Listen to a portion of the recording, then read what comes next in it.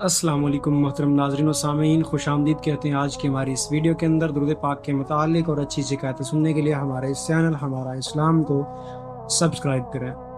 یقیناً درود پاک کی برکت سے دنیاوی انعامات اور بشارتیں ملا کرتی ہیں، اور اسی کے ضمن میں ایک بہت ہی خوبصورت واقعہ ہے جو القول البدیع، سعادت الدارین اور جذب القلوب تینوں کتابوں کے اندر یہ واقعہ ملتا ہے کہ ایک نیک صالح بزرگ محمد بن سعید بن مطرف فرماتے ہیں کہ میں نے اپنے اوپر لازم کیا ہوا تھا کہ اتنی مقدار درود پاک پڑھ کر سویا کروں گا، اور روزانہ پڑھتا رہا۔ ایک دن میں اپنے بالائے خانے میں درود پاک پڑھ کر بیٹھا تھا کہ میری آنکھ لگ گئی۔ اتفاق سے میری بیوی اسی بالائے خانہ میں سوئی ہوئی تھی۔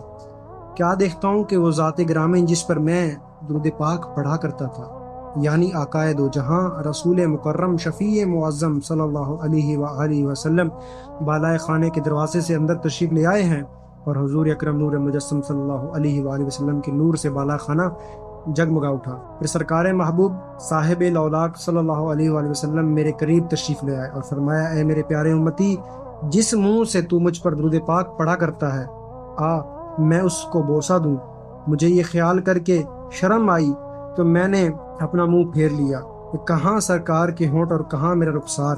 رحمت دو عالم نور مجسم صلی اللہ علیہ وآلہ وسلم نے میرے رخسار پر بوسہ دیا تو ایسی خوشبو مہکی جس کے آگے دنیاوی تمام خوشبوئیں ہیچ تھیں، گھٹیاں تھیں، اور اس خوشبو کی مہک کی وجہ سے میری بیوی بیدار ہو گئی، اور ہم کیا دیکھتے ہیں کہ سارا گھر خوشبو سے مہک رہا ہے، بلکہ میرے رخسار سے 8 روز تک خوشبو کی لپٹیں نکلتی رہیں۔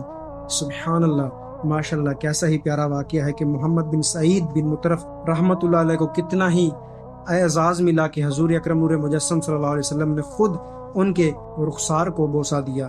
اور درود پاک کی محفل میں شامل ہونے کے لیے اپنا نام کامنٹ ویڈیو میں ضرور لکھیں۔ مزید اچھی قائدیں سننے کے لیے ہمارے اس چینل کو سبسکرائب کریں، ویڈیو کو لائک اینڈ شیئر کریں، کامنٹ ویڈیو میں اپنی رائے دینا نہ بھولیے گا۔ جزاکم اللہ خیرہ و احسن الجزاء۔